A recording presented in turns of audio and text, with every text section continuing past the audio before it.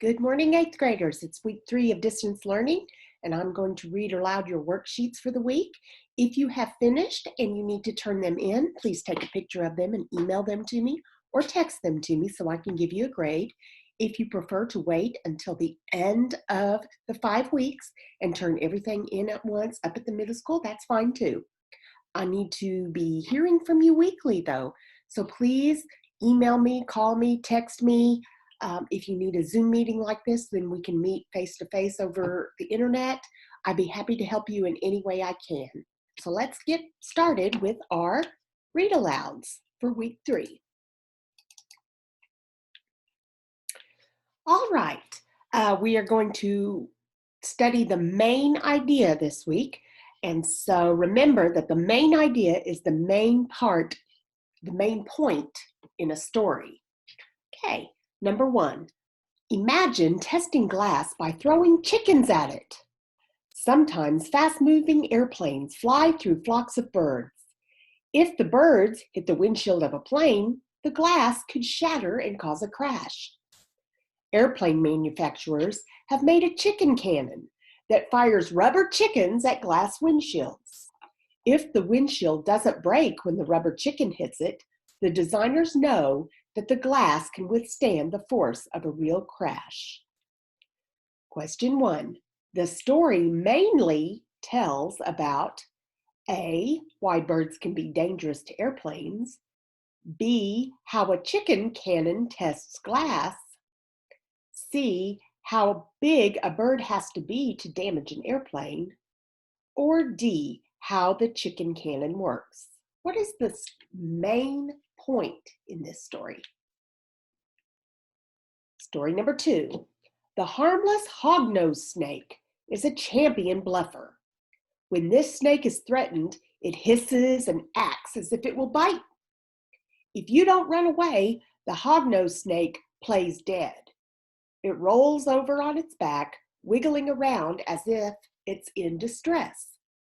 Then it dies with its mouth open and tongue hanging out.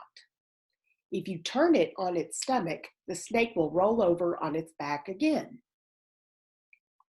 The story mainly tells A, where the hognose snake is found, B, what things frighten the hognose snake, C, how dangerous the hognose snake is, or D, how the hognose snake bluffs.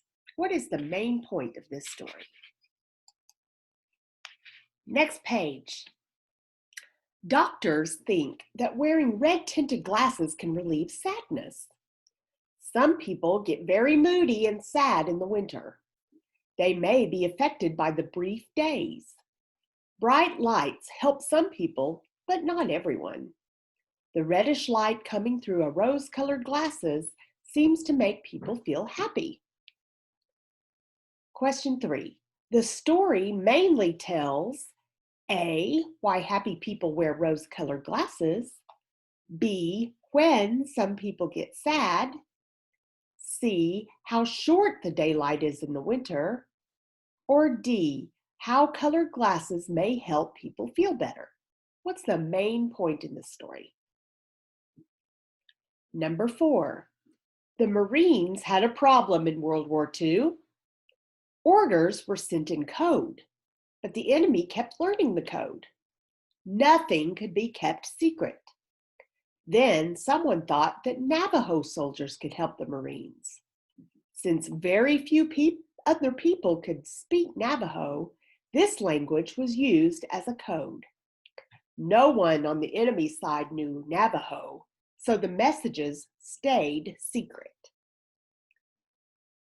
This story mainly tells A, how Navajo people kept secrets, B, when the secret code was used, C, how the Marines used Navajo as a code, or D, why the original code had to be changed. What is the main point of this story? Question 5. Dogs have been called our best friends, but they are also good helpers. They can be used in many ways. Some dogs hunt, while others guard animals and property. Boxers and German Shepherds are trained to lead people who are blind. A dog named Leica was the first animal in space. This story mainly tells A, how many types of dogs there are, B, what the name of the space dog was, C, what kind of dogs can lead people who are blind, or D, how dogs are useful. Next page. Tap dancing started in America. It began as folk dancing that had much kicking and stamping. Over time, two kinds of dancing developed. In one kind, the dancers wore hard shoes and danced very fast. In the other, they wore soft shoes and danced slowly and easily. There wasn't really any tap in tap dancing until 1925. That's when someone put metal pieces on the toes and heels of tap shoes. The story mainly tells A, how there are two kinds of tap dancing, B, how tap shoes are made, C, where some folk dances came from, or D, how tap dancing developed. What is the main point of this little story here? Number 2, trousers, also known as pants, are a recent style in the history of fashion. Men wore tights under short, loose pants until the early 1800s, when the first real pants for men appeared. Until the 1940s, few women wore long pants. During World War II, women factory workers started wearing long pants. The fashion caught on.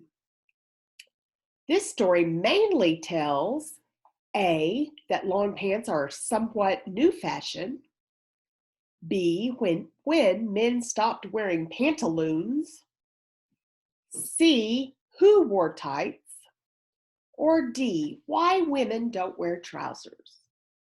Of all these, what do you think the best answer is? What is the main point of this little story? Number 3, when you take a multiple choice test, do you ever change your answers? Some scientists think that is a smart thing to do. They found out that most students who change their answers make the right decision and make better scores on their tests. This story mainly tells A, how to study for tests, B, what scientists think about answers, C, how to score better on a multiple choice test, or D, which answers to change on tests. What do you think the main point of this story is out of all these answers? Just pick the best one. Some of them don't make sense. Like A, for instance, how to study for tests. Does this say anything about studying for tests? No. So we know that letter A is not correct.